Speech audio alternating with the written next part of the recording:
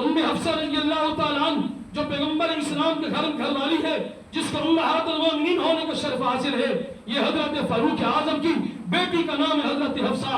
اور حضرت فاروق اعظم رضی اللہ تعالیٰ عنہ ان کی جو بیوی ہے جس کا نام ام کلثوم ہے۔ یارو رشتے تو دیکھو، آج لوگ حضرت علی سے فاروق اعظم کو دور کرنا چاہتے ہیں، اہل بیت سے فاروق اعظم کو دور کرنا چاہتے ہیں، کہتے ہیں فاروق اعظم کی اہل بیت سے محبت نہیں ہے، فاروق اعظم کی اہل بیت سے قرابت نہیں ہے۔ دیکھو تو صحیح رشتے تو دیکھو، تم تاریخ تو اٹھاؤ، تم شیعوں کی حق و یقین پڑھتے ہو، تم ملا باقر مجلسی کی کتابیں پڑھتے ہو، تم ایسی کتابیں پڑھتے ہو جس میں توڑ پیدا ہوتا ہے، جس میں یہ بتایا جاتا ہے کہ یہ دیکھو یہ فاروق اعظم اس طرح تھے، نعوذ باللہ سیدنا ابو بکر صدیق اس طرح تھے، امی عائشہ کے متعلق طرح کے غلط بکواسات کیے جاتے ہیں۔ یارو تم اسلام کی تاریخ جب اٹھاؤ گے تمہیں تاریخ بتائے گی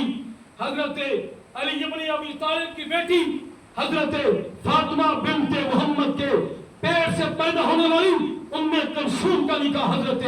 فاروق اعظم رضی اللہ تعالیٰ عنہ سے۔ آپ تاریخ اٹھائیں، حضرت علی کے داماد اہل بیت کے ساتھ قرابتیں تو دیکھو۔ میرے سامنے وہ واقعہ گزرا، اہل بیت کے ساتھ محبت کی بات چلی ہے، گلی کے اندر بچے کھیل رہے ہیں، ان کھیلنے والے بچوں کے اندر حضرت عبداللہ ابن عمر بھی موجود ہے، یہ حضرت فاروق اعظم کے بیٹے ہیں، بڑے بیٹے، اور حضرت حسین بھی موجود ہیں، کھیل رہے ہیں، بچے تھے کھیلتے ہوئے۔ حضرت عبداللہ حضرت امام حسین رضی اللہ تعالیٰ عنہ موج میں آئے، موج میں آ کر فرمانے لگے، اے عبداللہ، اے میرے ساتھیو، یہ جو عبداللہ کا بابا عمر ہے یہ ہمارا غلام ہے، عبداللہ کا جو بابا ہے وہ ہمارا امیر المومنین تھے، وہ ہمارا کیا ہے؟ غلام ہے۔